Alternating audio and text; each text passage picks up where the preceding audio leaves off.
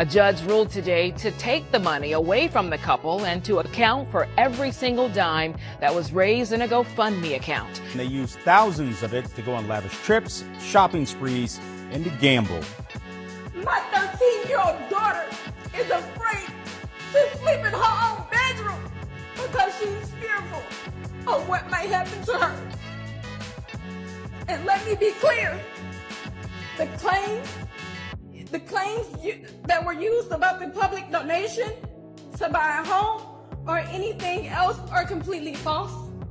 You wonder now if that will ever happen because of what he allegedly did next on April 2nd. That day, Carmelo Anthony and Austin Metcalf got into a confrontation under the tent. According to witnesses, Metcalf told Anthony to leave the team's tent, and at that point, Anthony allegedly reached into his backpack and said something along the lines of "make me." Here's what Austin's twin brother told WFAA-TV. Welcome back to your daily dose of scandal and glamour, and your phone lights up with breaking news the moment you wake up. Carmelo Anthony's family mansion has just been snatched back. The same luxurious estate once paraded as proof of success is now ground zero for a criminal storm, tied directly to his parents' shocking first-degree murder indictment. From raising a future superstar to landing on the wrong side of the courtroom, their names are now etched in disgrace. The scene outside looks like something out of a movie. News trucks parked bumper to bumper, helicopters circling overhead, cameras locked on the massive gates. But it's not the police making moves this time, it's the bank. A bright red repossession notice screams from the front gate, while a moving truck lurks just beyond the hedges. That $25 million dream home, still on mortgage and now officially gone. A judge ruled today to take the money away from the couple and to account for every single dime that was raised in a GoFundMe account. They used thousands of it to go on lavish trips, shopping sprees, and to gamble. Court records show the family stopped making payments once Carmelo's parents were locked up. Their accounts frozen under federal investigation. The bank didn't wait around. They pounced. Some say they had no choice. Others whisper this was a public takedown meant to humiliate. And if that wasn't enough to spark rumors, neighbors swear they saw a lone white sedan slip out of the garage that very morning, headlights dim, curtains drawn tight inside the mansion. So who was behind the wheel? Was it Carmelo himself making a last run to grab what he could before the lockout? A family member sent to scoop up valuables?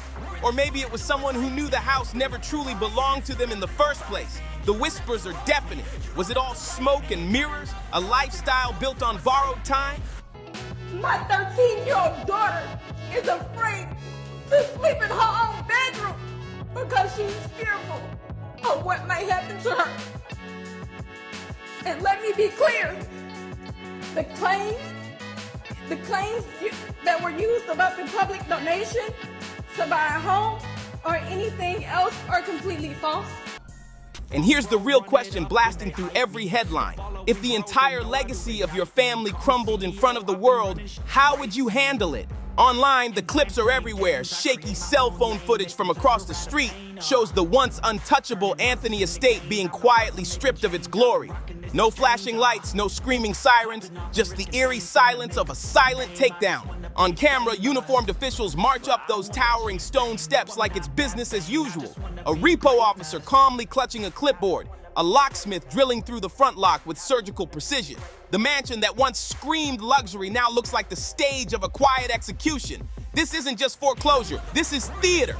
Reporters on the scene whisper about what's happening inside. You wonder now if that will ever happen because of what he allegedly did next on April 2nd. That day, Carmelo Anthony and Austin Metcalf got into a confrontation under the tent. According to witnesses, Metcalf told Anthony to leave the team's tent, and at that point, Anthony allegedly reached into his backpack and said something along the lines of "make me." Here's what Austin's twin brother told WFAA-TV. Some claim investigators are already digging through stacks of financial records left behind in the home office. Others insist movers are boxing up high-end furniture, artwork, and even jewelry, labeling it all as assets subject to forfeiture.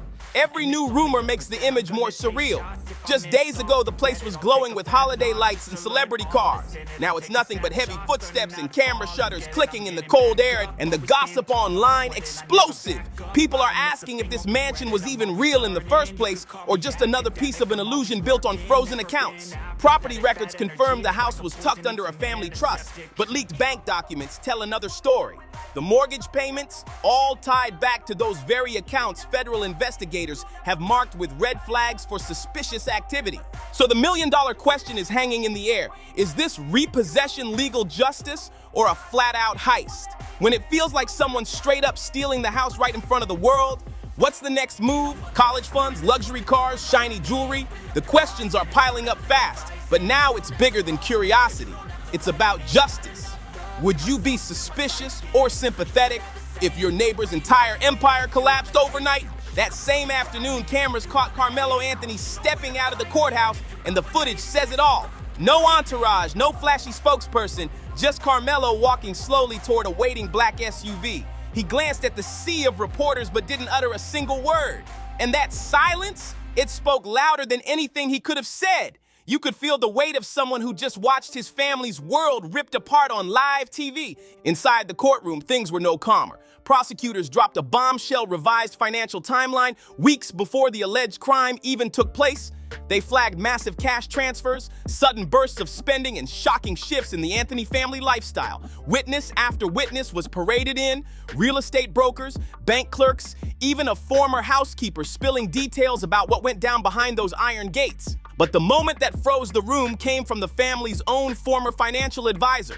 On record, in front of the court, he declared bluntly, the mortgage wasn't even close to being paid off. That statement cracked open everything, the illusion of wealth, the glossy image, the story they sold to the public. Now the silence outside the courthouse and the testimony inside it collide, leaving everyone to wonder, was Carmelo's family ever truly living in stability, or was the entire dream already crumbling long before the indictment hit? Social media is on fire and the internet can't agree. On one side, people are flooding timelines with messages of support, swearing this whole repossession is nothing but a witch hunt. No trial has even happened yet, they argue. But the other side, ruthless. Comments like, don't be surprised they snatched that mansion, you paid for it with blood money, are going viral, and sympathy is running thin. Even the neighbors are chiming in, and their whispers are damning. One anonymous source admitted, there were always black SUVs pulling up, people in and out. We thought it was just celebrity life. Now we're not so sure. Now the conversation has shifted. Was this repossession really about unpaid bills, or was it a public humiliation staged to crush the family before trial even began? By the next morning, the fall from grace is undeniable. Drone footage shows the once gilded Anthony estate stripped down and divided like a crumbling empire. Silent auction listings for furniture and luxury decor flood online feeds. Aerial shots reveal state trucks lined along the curb, cold and unmarked. No family in sight, just government workers and repo agents cataloging every single item like evidence. Then comes the twist that sends shockwaves through the case. Hours after the locks were changed, the $25 million mansion shows up online. Not in real estate listings, but on a government asset recovery site. High-resolution images, detailed floor plans, and even a full repossession schedule were posted publicly. This wasn't some last-minute reaction. Insiders confirmed the move had been planned for weeks. According to one unnamed investigator, federal authorities had been tracking the family's paper trail long before the murder charges even dropped. They were already eyeing the trust accounts, already mapping out the takedown. What looked like a sudden collapse wasn't sudden at all, as it was a chess game, and the Anthonys were cornered from the start. All anyone had to do was wait for the triggers, and when it hit, things spiraled darker than anyone expected. Court exhibits revealed shocking security footage taken inside the Anthony estate just 2 nights before the alleged crime. The grainy clip, now burned into public memory, appears to show one of Carmelo's parents removing a locked metal case from a walk-in closet. Prosecutors claim that very case may have held the murder weapon. Suddenly, the mansion itself isn't the main story, but it's what was hidden inside. For the public, that detail changes everything. The whispers aren't just about repossession anymore. They're about secrets buried in luxury. Was this ever truly a family home, or was it always masking something darker? Neighbors now wonder aloud if they ever felt safe living next door to a house carrying that kind of shadow. In court, the drama peaks with the crack of the judge's gavel. The session adjourns, but the frenzy outside explodes instantly. Reporters flood the courthouse steps, shouting over one another. Is it true the property was in Carmelo's name? One yells. Another waves a folder in the air, claiming it contains wire transfer records tied to suspicious renovations done at the estate months before the murder. Across the street, curious neighbors crowd behind yellow tape, not because they're blocked from entering, but because they refuse to miss a front row seat to the Anthony family's fall from grace. What was once a silent marble fortress now feels like the set of a true crime documentary, a mansion turned into a public stage for shame. Inside those echoing halls, investigators don't see art or luxury. They see evidence. Every empty room becomes part of a catalog. Every creak of the floor a reminder of what was really going on. A leaked federal affidavit even described the property as a financial hub disguised as a home. The Anthony estate, once a symbol of success, is now officially remembered as a crime scene museum of secrets. Prosecutors dropped another bombshell. Shell corporations tied to the Anthony estate were allegedly used to funnel over $3.3 million in mysterious transfers. The mansion's walls weren't just lined with marble, they were insulated with fraud. A visibly shaken neighbor told reporters, "We always wondered why they craved so much privacy. But nobody expected this." And just when you think the story can't sink any deeper, a leaked audio recording rocks the case. In it, the family's own real estate lawyer can be heard whispering nervously on the phone just days before the indictment. "Get it out of Karmelo's name." That one line sends shockwaves online. The question on everyone's lips now is brutal. If your parents gambled everything you owned to cover a crime, could you ever forgive them? Would you stand by them or cut ties forever? Back inside the courthouse, the moment comes quick and cold. The judge barely raises his voice as he delivers the hammer blow. Repossession approved. And just like that, it's official. The XM Mansion, once praised as the crown jewel of Carmelo Anthony's rise, no longer belongs to them. The fall is complete.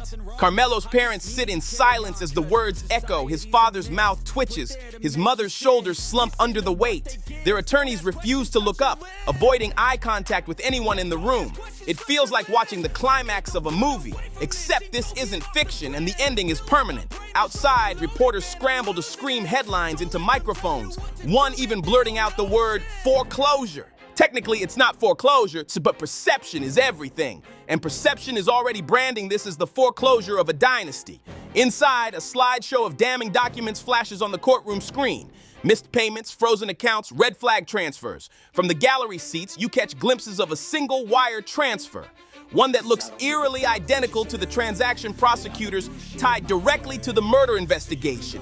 The walls of wealth have collapsed, and what's left behind is a financial crime scene as chilling as the charges themselves.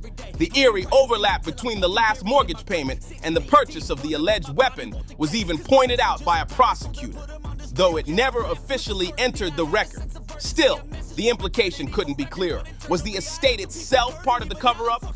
A financial diversion to mask darker dealings?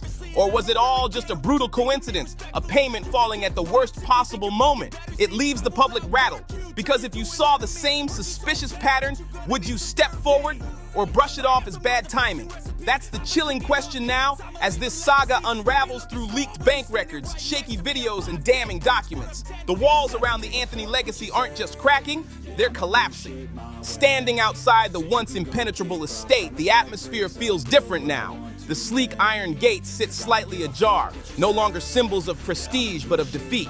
Deep tire marks from government vehicles scar the perfectly manicured lawn. And looming above it all is that bold red and white repossession notice, a scarlet letter stapled to the family's empire. Neighbors linger on their driveways pretending to water plants or fetch mail, but their whispers carry the weight of judgment. "It happened so fast," one mutters. "Should have seen it coming," another says, shaking their head in disbelief. Nobody shouts, but the tension is suffocating. That strange mix of curiosity, gossip, and unease that rises when a neighborhood secret explodes into national scandal. Then with a heavy beep and rumble, the moving trucks roll back into place. Their engines echo through the quiet streets like funeral bells, ready to strip the last traces of a family empire that was never as untouchable as it looked. The cars that pull up aren't flashy, branded SUVs. They're boxy, plain, almost menacing in their simplicity. Employees in blank uniforms move with military precision, carrying out furniture piece by piece. A TV, a couch, family photos. Then, in a chilling moment, one worker pauses before laying a dusty portrait of the Anthony family face down on the truck floor. Accident or statement? No one can say, but the image feels like the final nail in the coffin. Across the street, the crowd grows louder. Protesters hold up cardboard signs screaming, "No mansion for murderers," and "Justice for Meta." Their chants mix with the clicking of phones as bystanders record every second, feeding the online frenzy. One neighbor leans close and whispers, "You think they'll take more? Cars? Accounts? Maybe even inheritance?" The question cuts deep, because if more evidence surfaces, everything tied to the Anthony name could be stripped away next. The haunting truth hits hard. What do your neighbors really think when your life crumbles in public view? Do they defend you, or do they step back and watch the collapse? The Anthony estate, once a proud beacon of success, now sits at dusk as just another cautionary address drenched in scandal. And when the last moving truck slams its door shut, the sound echoes down the street like a judge's gavel. Final. Absolute. But then a flicker, a single light switches on in an upstairs window, even though the house is supposed to be empty.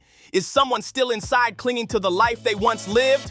Could it be Karmelo himself returning quietly under the radar? A worker making one last sweep? Or maybe it's just a cruel reminder that not every shadow fades away with the headlines. The once lush lawn lies trampled and dead, crushed by boots, tires, and stairs.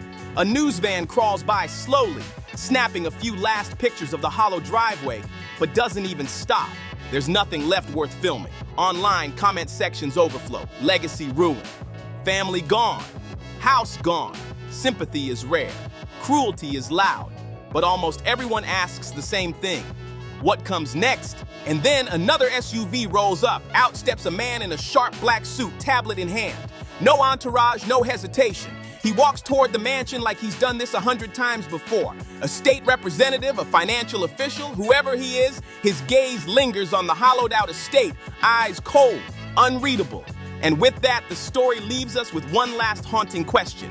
When justice sweeps in, does it erase everything that came before, or does it stop at locking the guilty away? And if you enjoyed this video, don't forget to like, subscribe, and share to stay in the loop with all the latest tea. Hit that notification bell so you never miss an update, and I'll catch you in the next video.